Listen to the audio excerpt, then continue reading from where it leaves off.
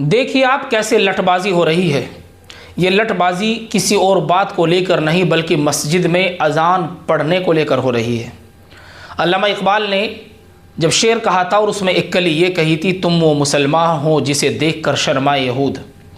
मुझे लगता है कि वो शेर शायद आज ही के दिन के लिए था कि मस्जिद में अजान पढ़ने को लेकर यूँ आपस में लड़ाई भी हो सकती है, यूँ आपस में लठ भी चल सकते हैं, यूँ आपस में सर भी फूट सकते हैं। आखिर मुसलमानों के रहनुमा दिन रात समझाते समझाते इनको थक चुके हैं, लेकिन इनके अंदर आज भी समझ की कोई समझ नहीं आती है। ये मामला कहीं और का नहीं, ये ज़िला सहारनपुर का मामला है। वो ज़िला सहारनपुर जो मदरसों के नाम से मशहूर है, वो ज़िला सहारनपुर जिसे उलमा की बस्ती कहा जाता है, उसी ज़िला सहारनपुर में चिल्काना के पास एक गांव पड़ता है जिस गांव का नाम है बुढ़ा खेड़ा। वहाँ पर एक शख्स मस्जिद में अजान देता है। दूसरी फैमिली जो कि मस्जिद में अजान देने के लिए आई या फिर मस्जिद में वो नमाज़ पढ़ने के लिए आए, उनकी मस्जिद में अजान देने को लेकर किसी बात पर बहस हो गई। लेकिन जिस शख्स ने मस्जिद में अजान पढ़ी उस शख्स ने क्या कहा, किस बात को लेकर उनमें झगड़ा हुआ, आखिर मामला पूरा क्या था, वो समझ में नहीं आया। अगर किसी ने मस्जिद में अजान पढ़ दी और मस्जिद में अजान पढ़ने को लेकर इस तरह की लड़ाई और इस तरह की वाक़यात होने लगे तो फिर ये मुसलमान आखिर किस बात को लेकर मस्जिद जाते हैं।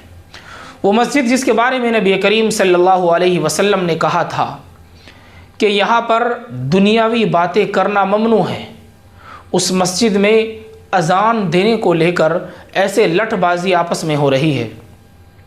आखिर इन मुसलमानों की अक्ल को क्या हो चुका है। फिर बहुत सारे लोग कहते हैं कि आप इस तरह की वीडियो ना बनाया करें, तो क्या किया जाए जब मुसलमान सिर्फ अजान पढ़ने को लेकर घंटों तक आपस में लठबाजी करते रहे और उनकी वीडियोस वायरल होती रहे सिर्फ अजान पढ़ने को लेकर। ये गांव जो बुढ़ा खेड़ा पड़ता है चिल्काना के पास, चिल्काना ज़िला सहारनपुर में एक जगह है, वहाँ पर मस्जिद में जब एक शख्स ने अजान पढ़ दी तो दूसरा शख्स जो उससे पहले गया हुआ था उसने कहा कि अजान मैंने पढ़नी थी। तो दूसरे बंदे ने कहा जिसने अजान पढ़ी कि कोई बात नहीं, अगले टाइम में आप पढ़ लीजिएगा। ये ऐसा ही कुछ मामला दोनों में हुआ, दोनों की बहस हुई, बात मस्जिद के अंदर ही ख़त्म हो गई। लेकिन बात मस्जिद के अंदर ख़त्म नहीं हुई, वो दोनों मस्जिद के बाहर आकर फिर बहस करने लगे। किस बात को लेकर उन दोनों में झगड़ा हुआ, अजान पढ़ने को लेकर। आखिर उन दोनों में इतनी लठबाजी सिर्फ अजान के नाम पर हुई, अजान पढ़ने के नाम पर, जबकि अजान पढ़ना उनका काम भी नहीं। अजान पढ़ना काम है मुअज्जिन का, अजान पढ़ना काम है उस शख्स का जिसकी ड्यूटी है, अजान पढ़ना काम है उसका जिसकी जिम्मेदारी है।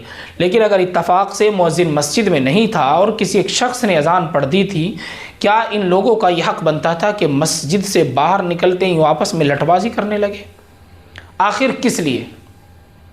क्या इन लोगों को रसूलुल्लाह सल्लल्लाहु अलैहि वसल्लम की वो हदीस याद नहीं है कि रसूलुल्लाह सल्लल्लाहु अलैहि वसल्लम ने फरमाया था कि अगर तुम किसी को अपनी हाथ से या अपनी ज़ुबान से कोई तकलीफ़ पहुंचाते हो तो तुम मुझ में से नहीं हो। ये आपस में लड़ रहे हैं दीन के नाम पर, अजान के नाम पर, मज़हब के नाम पर। कैसे मुसलमान हैं? आपको क्या लगता है और इसमें कितनी सच्चाई है? लड़ाई की वजह क्या रही होगी? अगर आप ज़िला सहारनपुर से हैं और आप इस वीडियो को देख रहे हैं और आपके नॉलेज में ये मामला है तो आप कमेंट करके ज़रूर बताइएगा कि पूरा मामला क्या बना। लड़ाई की वजह सिर्फ अजान थी या फिर लड़ाई की वजह उनकी कोई आपसी रंजिश थी या उनका कोई और पुराना मनमुटाव था जिसकी वजह से लड़ाई हुई? लेकिन इसको देखकर मुझे बहुत बुरा लगा। वीडियो को आप अपने दोस्तों के साथ शेयर ज़रूर कीजिए कि आखिर क्या ऐसे मुसलमानों का क्या किया जा सकता है जो अजान के नाम पर सिर्फ मस्जिद में लड़ने लगे।